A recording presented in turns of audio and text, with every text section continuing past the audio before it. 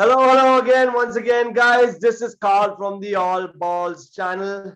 Today we have an All Balls special. We have none other than the midfield ace from Hyderabad FC, Sahil Tavora. Hey guys, nice to be here. Thanks for having me on, and I'm looking forward to this chat. Sahil, welcome to the show. I'm really glad that you've taken all the time, like during this busy period for you to take some time and have a chat with us. I really do appreciate it. How's the weather over there? It's looking lovely over there. Yeah, the weather's always good. It's a little warm earlier on, but now that it's a little after 5 p.m., it sort of cools down, so it's a good time to sort of be outside. And I thought I'd have a different change of scenery. All right, so Sahil, you're a Goan boy, born and raised. You probably come from one of the most football crazy states in India. Not Yes. one, but most of them. But honestly, what was your inspiration? What made you take up the football? So the funny thing is, being from Goa, it's obviously more of a football state. But funny enough, Yeah. up until I was probably I don't know, let me think, around 8, 9 years old, I was like fully into cricket. Like I was a huge cricket fan, and I remember one of the teams had come. I think India was playing an ODI here in Goa, and I had gone to the team hotel to get autographs, and I was like a crazy fan of the India cricket team, and I was fully into cricket up until 8 or 9 because I remember for Christmas and all asking for a cricket bat and helmet and all sorts of cricket cricket stuff. But that changed, around when I was 8 or 9, and I think my family has a big part to play in it because I think it was around the Euro 2004 when I must have been around 8 or 9, where it was the Euros and everyone gathered to watch and support Portugal and had some Portuguese families. So that sort of enthusiasm prompted like the curiosity for the sport. And then I got myself enrolled in one of like the summer camps in a school, and then I took it on from there. Nice. So basically, you're a Portuguese supporter. I guess most of Goa are Portuguese supporters by the looks of it. When it comes to the So Euros, I at was least. always England and Portugal because I supported Liverpool from a really young age, and Gerrard was my favorite player, and still is. But now he's a manager. But yeah, so I was a big Liverpool fan and Gerrard fan, and I always supported England and Portugal at any international tournament. Well, that's good to know. Well, I'm not a Liverpool supporter. I'm an Arsenal supporter, so Yeah, but you don't have to hate me and stuff like that. But moving along, though, so um, we gotta cut the call then. We gotta cut the call. no, but moving along, though, I'm sure now school football also plays a really important factor, especially in a state like Goa. And you know that the whole grassroots football in Goa is one of the best that we have in the nation. And I think growing Right. up from then moving up the ranks, like what was the experience like when moving on up and like playing like district and state level and things like that? Yeah, so I was first in a school that was like an ICSE medium school, which is Okay. more focused on like education, and it gave me very little time for to pursue the sport. So after the seventh grade, I actually switched schools to Don Bosco, which is was a proper all boys sports school. So I switched just for football because their football team was the best in the state, and I often trained with them because at the time I lived maybe 500 meters away from their ground, and I would always be there in the evening and morning. And the school team coach allowed me to train with their team, and he kept trying to convince me and my parents, change the school, let him join the football team. We want him in our team. So finally, after when the studies, the education got a little bit hard in an ICSE school around the eighth, um, when I started being lost in math class, I decided We've all to been there. change Don't school. worry. I thought it was just me, but it's good to know that we were all in the same boat. But no, I decided to. My parents were very supportive, so we decided to change schools. So from then on, it just kicked on. So I got into the school team. Under 14, we started winning the state titles. So we were always among the best um, teams in the under 14 category. Um, and then I played for the Goa under 15, under 14 teams. Then um, in fact, I joined at that time an academy, so a Brazilian football academy, which was an Oh, academy started by in Goa by Beto and Barreto, which are two Brazilians, one playing for Montbegan and Dempo at the time. So they are okay, yeah, yeah, yeah. uh, legends at the time. So they started an academy here, and I went through selections and got into their team.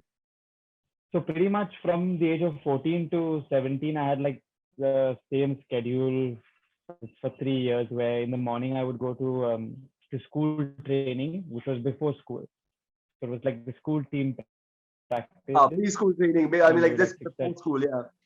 Yeah, before school. So like 6:30, 6:45 till like 8:15. And then I would carry another bag, which was my other training stuff to go directly to the academy training. So I would go to school, then carry lunch, finish lunch, and take a bus and go to the training directly. So I would only go home in the evening, like 6:37, and I did this for 3 years, and I loved it. So I just trained morning and night for 3 years Well, continuously, twice a week. if you're passionate about something as good as something as football, I mean, it doesn't Yeah, matter how much of time you give up to it. Like as long as you're yeah. enjoying It was yourself and it was quite ridiculous because sometimes I would train morning and I would go to evening training, and then I would come back um, from the afternoon. It was afternoonish, so it was like a 3:30 p.m. training. So I would get back around 6:30, and sometimes my mom would be at church, and the church is at Don Bosco, so the ground and the church are in the same complex. So sometimes I would go and I had to wait for her to finish church. So I would go to the ground and start playing again. So I'd have enough energy to even, play a third game with my friends on that ground. So I don't know. I guess at that age you have like loads of energy. So you just keep on playing, yeah, playing, tons playing, of playing. energy. And Yeah. then after that, I mean, from your formative years, you finally made your first professional signing. You joined Dempo, which is probably one of the legendary sports clubs in Goa. What did it feel Yeah. like stepping up now to the professional stage Yeah. in terms of playing So football? so just before Dempo, I signed for Cesar Football Academy, which was like an academy, but they had a team in the Pro League, in the Goa League. Okay. So that was basically my first step into playing in a professional league, which was the Goa Professional League. So I was playing for Cesar, and so in that league you play against the likes of Dempo, Churchill, Sporting, Salgaonkar, Hmm. and other smaller teams of the state that play in the pro league. So that was my first step into like professional, where I actually signed for them for 2 years. So I was 17 at the time. I just finished with the academy. Um, so I signed for them for 2 years, so 17, 18. So I was meant to be there for 2 years. But I remember I had a really good like campaign with them. Like so in the Goa Pro League, I was the youngest in the team for Cesar, Wow. where I was doing really well. I was doing really well, and like Sporting, there was like links with like Sporting wanting me and Dempo, and finally Dempo like 2 3 months. I only ended up playing for the Cesar for like 3 months, and Dempo, paid like a transfer fee to Cesar for me. I went to Dempo for 3 years. Yeah, I signed that contract. That's great. And how was that experience from Dembo? And then, like moving on and progressing, like was there a Yeah. lot that you learned, you realized about like how it's different in the professional Mhm. leagues and things like that? Yeah, it's definitely a very, very different, professional from the age group, because till then you're playing maybe age group tournaments and under 20s and all of this. And when you get to professional, it's like, whoa, what's going on? Uh, there's guys who are twice your age, stronger, you know, Yeah. ruthless. There's no one's treating you like a kid. Everyone's treating you like a man, and you're actually a kid. All of this kind of these kind of things. So you start to grow up very quickly. Like you have to sort of adapt to the conditions. And Dempo was good for me because it was good and bad, because it was good for me because I was training with really good players, and Dempo, had an amazing squad. We had senior players like Clifford, Miranda, Samir Knight, Mahesh Gauli, foreigners like Beto, was an Australian Simon, and many, many others. Lenny was there for some time. So you get all these guys who are very, very seasoned in the Indian professional circuit, who played for India. You get to see them firsthand, how they train, how they play. Um, so it becomes hard to it. So in that sense, you learn a lot, uh, but it becomes hard to sometimes show all that you've got. Like even because sometimes you're doing well in training and you're not picked for the games because you're younger or they don't still trust you. And so getting a lot of games was hard for me. I played in the Goa League for them, the Goa Professional League, but my aim was to play in the I League, for them. From there onwards, also you moved on to the ISL. How has that transition also been? Like, like now you're at the biggest stage of Indian football, from what we know. So how has that transition gone? Like going from there to there? Yeah, it was definitely a transition in terms of ISL is when you move from the I League to the ISL at the time, and still is, the ISL is like whoa, like you're in on a platform that everyone's watching, and it's like especially with the fans in the stadium, it was like 20,000 people, and you're going to away games. There's 50,000 and there's 40,000, and it's like what's going on? Like especially if it's your first time, you're like, phew, it's a bit nerve wracking, and the fans shouting, screaming, the atmosphere. And sometimes I think when you're younger, you tend to put more pressure on yourself because you think, oh, True. I got to play 10 on 10, or I got to play 11 on 10, not realizing that you can just be starting, you can have like an 8 on 10 or a 7 on 10, and push on from there. It doesn't have to be first game. You have to show all you got. Yeah. Um, so yeah, so that was definitely a big transition. But I think what helped me always and throughout is always training well. So I've always been a very good trainer in terms of working very hard, the hardest, in the gym, on the training ground, listening well, taking the advice. I think if you have these characteristics as a young player who's coming up, then it always helps you because you're willing to learn, you're willing to fail but learn Yeah. from it, and take on good advice, not be stubborn, not think you're better than you are, all these kind of attributes. So, yeah, that Oh, was that's great. Yeah, I mean, I now I understand that the ISL just recently wrapped up, and you represent Hyderabad FC. I know it was a very different ISL this year because of the pandemic and things like that. Like, could you describe what it was like, playing during the pandemic, and what do you think were the flaws, or even maybe the pros that came out of it, like from such a situation? look, we were, while the pandemic is on, we were first in doubt as to whether it would happen or how much the delay would be. So first of all, like we're very grateful and big credit to the league for going for happening through a pandemic. So we were obviously happy to be playing football because we were indoors through lockdowns and all of that for a while, and trying to stay fit at home, and doing our work and staying fit in the hope that there would be the league. So finally, when the league did happen, we were thrilled. Um, and then we got to know, it was a bubble and restrictions, all of that. So it was a difficult situation, of course, because they're going through the same dining room, seeing the same faces, same timings almost, same preparation. You go to your room, you meet the same guys to play FIFA, same, you get fed up after a while. Yeah. Um, but um, but I guess in terms of a big pro would be that since we were locked up, we developed like closer bonds to each other. I know Akash Mishra, I know Nikhil Pujari, I know Hitesh Sharma better now. Uh, Maybe I know stuff I didn't want to know about them, but I know them better now, so I have a better connection with them. We become closer friends. So next season for the ISL, for example, Hyderabad, we have a lot of our Indian players, especially who have contracts and will be there next year. So when you play with players that you've played with and now you have this strong bond on the pitch, it definitely helps. It I'm relates. sure, yeah. I Yeah. think that's what even I was kind of thinking about in my head. Like, I mean, when I know there must have been some drawbacks during the pandemic and things like that, like as a team. But yeah, as you mentioned, like growing a bond as a team, y'all were all together. It can be annoying, but at the same time, you learn to understand each other a lot better, which also would play out really well on the pitch. It just builds a more harmonious environment as a team. Correct. Correct.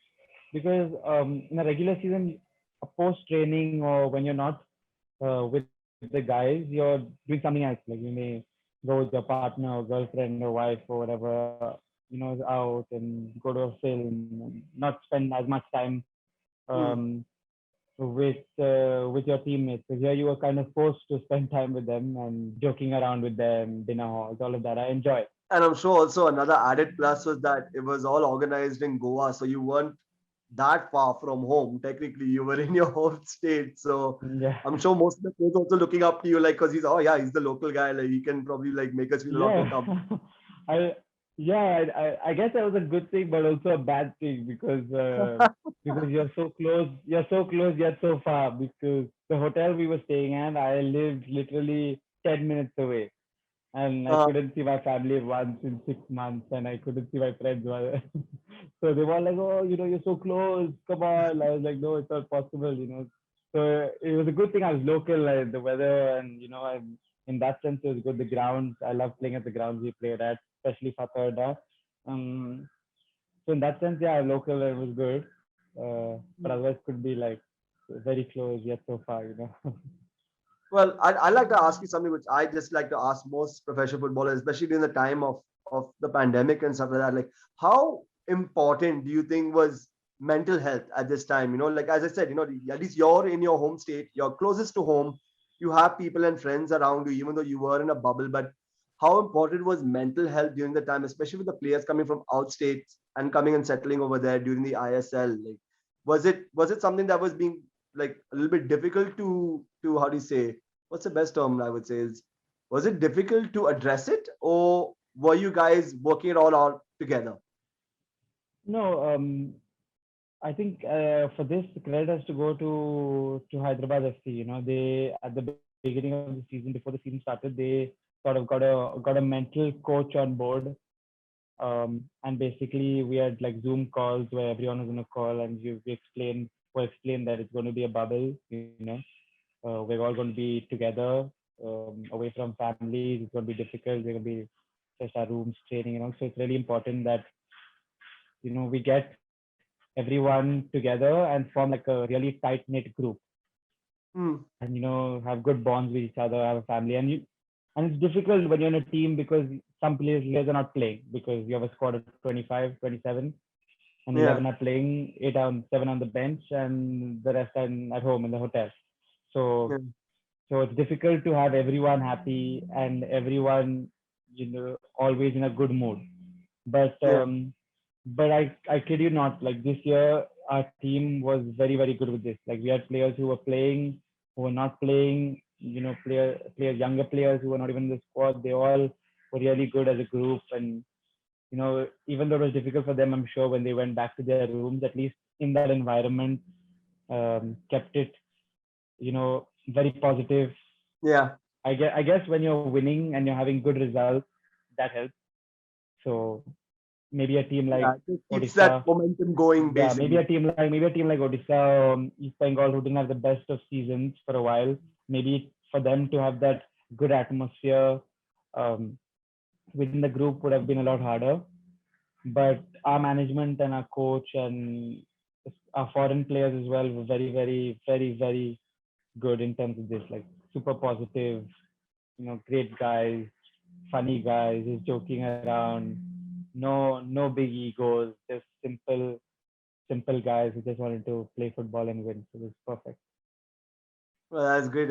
Kudos to Yeah, Hyderabad FC for that, because yeah, for me, I find that is one of the most important talking points, like especially like for me, mental health, because it doesn't get discussed more than enough, true. nowadays. I think it's something now that there's a lot of awareness being created of it because football, just like any other profession, it's hard. Like there are a lot of hardships that come along the way, Hmm. and people just think, oh, he's playing football, he's going and playing and he's enjoying all Yeah. the time and he's happy, but it's not. You try sitting on a bench for while everyone else is playing for, I don't know, 2 months, and it's very hard.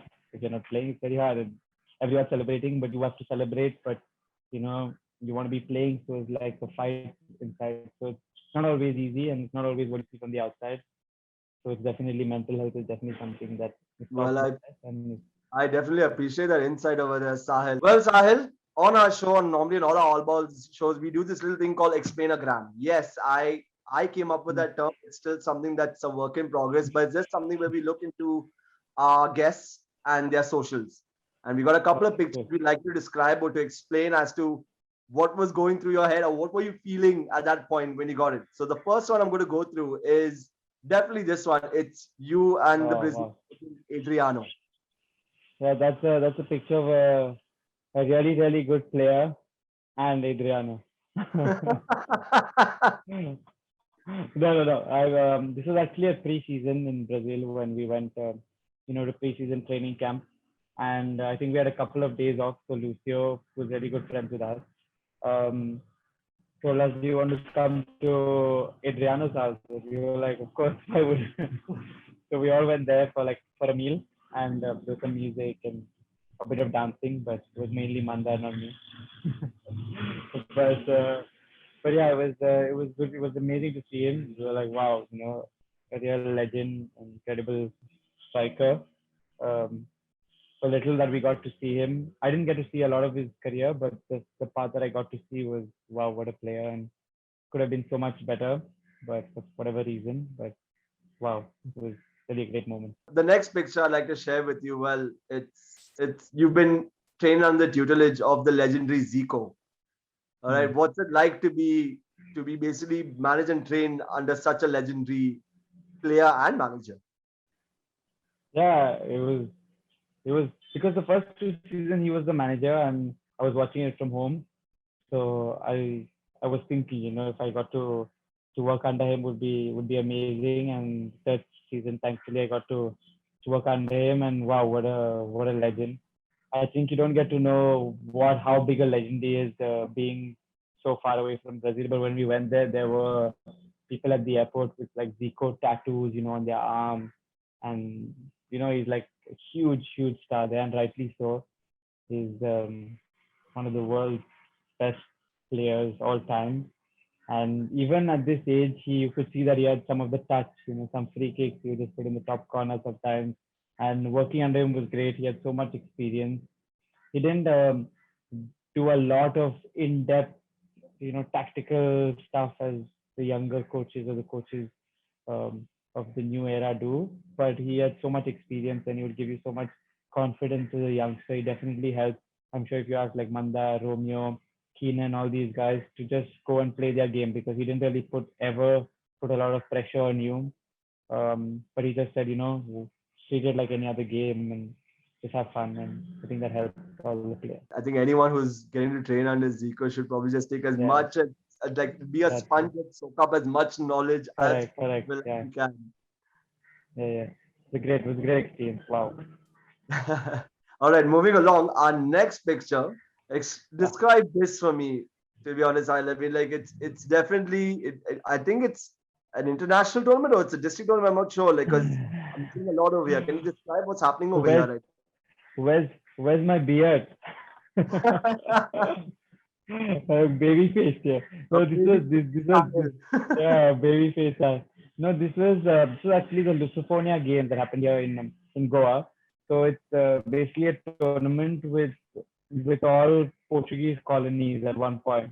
So there was like Mozambique and Macau and Goa, and it was like a Goa India team, but it was like Goa and another couple of African countries. Brazil and things like these were supposed to come, but they didn't come. So it was just Mozambique, us, Macau, I think Cabo Verde, and another African, like a few of these countries. Angola, And they are perhaps.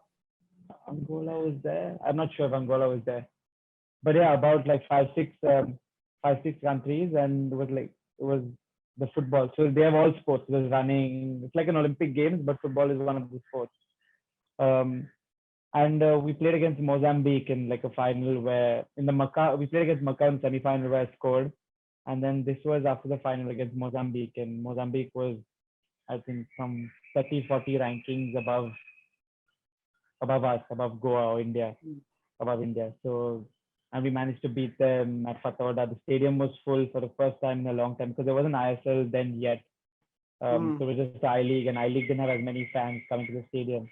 But this, because it was Goa and people wanted to like show their support for Goa, they packed the stadium, and it was the first time I ever played in front of like 18,000 people. It was amazing, and our Mm-hmm. team was very good. We had some of the players that play ISL now. We had Albino, we had Mandar. Mandar was the captain. Albino, Mandar. I was there. Brandon was there, and Richard and Brian who play I League. So it was a good team, very good team, and we managed to win it. So that was a celebration. Fond memories there, fond Yeah, memories. great, great. And well, now we have to go to a very important video, which we've been dying to discuss this with you. This is basically you probably in one of your best performances in the ISL. Yeah, I And think I know what you're talking about.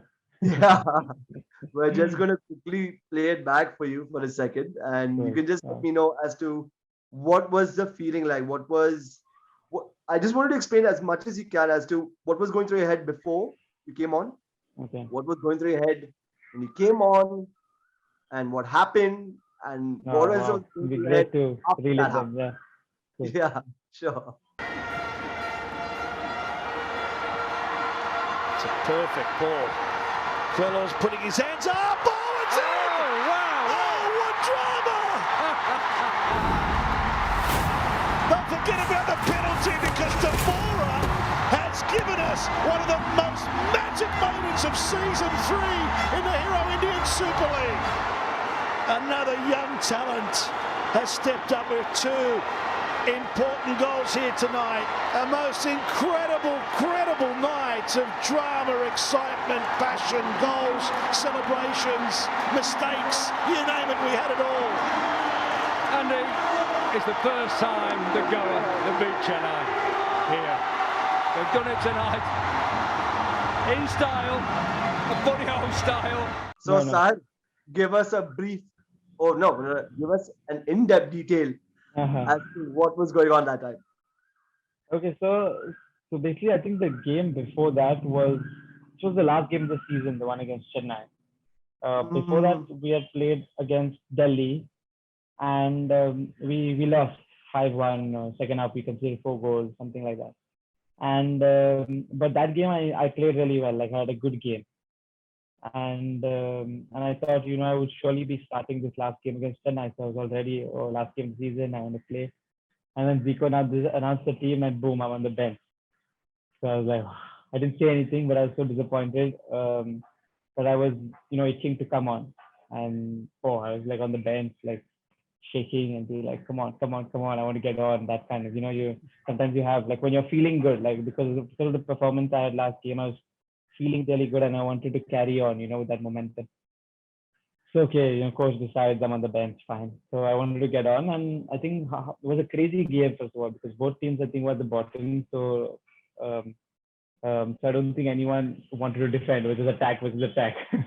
So it was like I think in like 10 minutes it was 2-1. In 45 minutes it was 3-2 to them or something like this.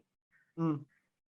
So coach made me like Pico said, warm up, and I was going on at halftime. So I came on for Mandar, and I just, I was just confident. So it was one of those games where I don't think I was putting a lot of pressure on myself. I just wanted to go and have fun because I was itching to go there and play and make an impact. So I went on and I scored. I think I don't remember what time was the first goal because I scored one like a complete opposite of the goal I scored at the end, which was like a Yeah. tap in where there's no goalkeeper, there's empty net, and it's, it's the easiest goal I think anyone's ever scored. So I scored that one in like 10 minutes, which obviously helped the confidence. And it was 3-3, and then we scored 4-3, and then we gave away a penalty for all in the 90th minute or something like this. And I remember just looking at the time. I remember I was like feeling good. Like every ball I got, I was doing Mm. well, and their team seemed a little tired. And I got shifted when Sanjay came on. I got shifted from center mid to left wing, like left midfield. Um, Mm. so I was in left wing, and I remember the right back being really exhausted. Their right back, Chennai right back, like he was like almost panting and asking for the midfielders to help him in defense. And I was like, wow, this is what you want. But this was really late in the game. So it was 90. It was even beyond. Like, it was like 95 or it was 5 minutes at a time. So 95.30 seconds, point 3 or something like this. And I was on the left, and I asked for like a long ball from Sanjay. So because I was a bit, I found myself in space on the left, and he played like a really good long ball, and I sort of made up my mind before that I wasn't going to pass. That's the realistic. I scored one already, so I was definitely had that confidence. It's a bit arrogant maybe for someone who's 21 to say, "Oh, I'm not going to pass," but I sort of had that in my head that I'm not going to pass, and if I manage to control this well, then I'm going to cut inside and try to shoot for the top corner, the far corner. So so my touch is like I managed to control it really well. So I managed to kill it dead, and like the first touch was like perfect in my path, and then I took a good touch in, and I just like went for top corner, like managed to call it in the far corner. So yeah, being the local boy and a boy from Goa and scoring those two important goals, like I mean, what was that feeling? Like the emotional feeling. I'm sure you had like firstly you had all your peers around you. So what was that feeling after? Yeah, it was a great feeling because it's something that I worked for and I wanted it to happen. And being in front of my home fans, in the state of Goa, and my family, because I remember for that game especially, I had the most family at the stadium. So it was the last game and all of them had come. There must have been like eight to ten family members in the watching from like the front row. I managed to get VIP, the front row seats for them uh, on that last game. And I hadn't managed to get any other game, so I just managed to get that last game, and that's the game I got those two goals and this great goal. So it was a great feeling, of course. Glad to hear that. Well, Sahil, this concludes our All Balls special. I really just would like to thank you from the All Balls channel for taking all your time to having a nice little chat with us. I really do appreciate Yeah. it. And for those also watching at home, I hope you enjoyed this little interview. And don't forget to like, share, and subscribe. Give us one of these every now and then. And I'm Carl from the All Balls channel. Thanks, Carl. Thanks, Aaron.